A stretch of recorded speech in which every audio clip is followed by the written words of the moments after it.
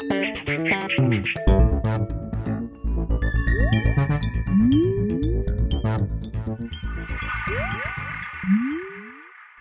everyone and welcome to The Vortex, where lies and falsehoods are trapped and exposed. I'm Michael Vorse. Can anyone be surprised, really surprised, that the Catholic Church in America, as well as other parts of the Western world, seems destined for a showdown with governments? World leaders are heading away from God. That much is clear. They have legislated and enacted law upon law which disregards moral truth and elevates that which is evil to legally protected. In country after country, the same slate of evil now enjoys the protection of law. Abortion, contraception, homosexual unions, embryonic stem cell research, euthanasia, to name just a few. For much of this, many people in the church sat by quietly, afraid to rock the boat and confront the evil directly. Better to work in private and avoid confrontation, etc. was the strategy. Whether it was motivated by cowardice or cooperation or naivete is a question for historians and for God.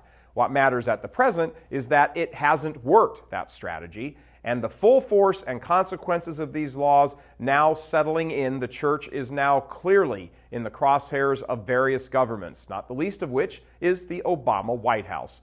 You see, it can never be the case that homosexual marriage just sits quietly alongside traditional marriage, like the radical homosexualists and their political allies have preached for all these years. Live and let live doesn't work with evil because evil and good are opposed to each other, not just uncomfortable companions. Since homosexuality is now considered legal and protected from being justly discriminated against, the next threshold now appears. If it's legal, then it must be moral, goes the reasoning. Reasoning, by the way, that is deeply flawed. Just ask the victims of the Nazi death camps. If it's moral and okay, then it's also okay for homosexual couples to marry. If they can marry, why not adopt? If it's okay for all of this, then why isn't it being told to young children in school and taught as part of the curriculum? And on and on. At some point, the church has finally stepped out of the private conferences and into the public square and said, wait a minute, this evil destroys the whole understanding of marriage, redefines it entirely, destroys the whole natural truth surrounding marriage and, by extension, the family. These laws, therefore, cannot stand. And when it says that publicly, watch out for the incoming rounds. This has already started in a number of states and countries outside the U.S. Catholic adoption agencies have been forced to close up shop because they would not agree to adopt out children to homosexual couples. San Francisco and Boston, to name just two, with another case pending right now in Illinois, and it's already happened to the church in London, England. And there will be more. This is just one example of the increasing threat to Catholic truth as step by step, governments and leaders who care little for God and His truth push their wicked plans. So, what's a Catholic to do in the face of growing official opposition to the truths of the faith? In 1890, Pope Leo XIII wrote an encyclical called Sapientiae Christianae, Christian Wisdom, talking about this very issue. We've attached a link to it on this page. Really suggest you read it.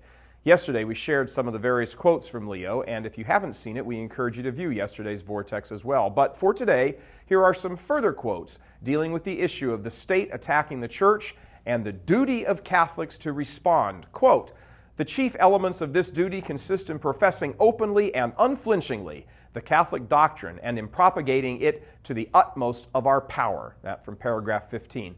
No one, however, must entertain the notion that private individuals are prevented from taking some active part in this duty of teaching, especially those on whom God has bestowed gifts of mind with the strong wish of rendering themselves useful. These, so often as circumstances demand, may take upon themselves not indeed the office of the pastor, but the task of communicating to others what they themselves received, becoming, as it were, living echoes of their masters in the faith. Living echoes, what a beautiful phrase. Quote, it should be borne earnestly in mind that in propagating Christian truth and warding off errors, the zeal of the laity should, as far as possible, be brought actively into play. As a further encouragement, Pope Leo declares, quote, the Church cannot stand by, indifferent as to the import and significance of laws enacted by the state, not insofar indeed as they trench upon the rights of the Church. And then there is this brilliant stroke he directly addresses to the issue of a weak and timid response in the face of evil. Quote, "Some there are, indeed, who maintain that it is not opportune boldly to attack evil, doing in its might and when in the ascendant, lest, as they say, oppositions should exasperate minds already hostile. These make it a matter of guesswork as to whether they are for the church or against her, since on the one hand they give themselves out as professing the Catholic faith, and yet wish that the church should allow certain opinions at variance with her teaching to be spread abroad with impunity. They moan over the loss of faith and the perversion of morals, yet trouble themselves not to bring any remedy." And there you have it. Please read it for yourselves. Do not lack the courage to fight, nor the understanding to know that you should. And when you encounter those who say, "Wait, don't rock the boat," hand them this encyclical, and then go about your work of manfully defending Holy Mother Church and attacking the gates of hell. Tell them to take up their wimpy concerns with Pope Leo. God love you. I'm Michael Voris. Please help us keep delivering these kinds of messages that so desperately need to be heard and acted on. Join RealCatholicTV.com today as a premium subscriber. Become immersed in the faith established by Jesus Christ. The Catholic Church is the only hope against evil because that is its God-given mission. As our Lord said, "Apart from me, you can do nothing."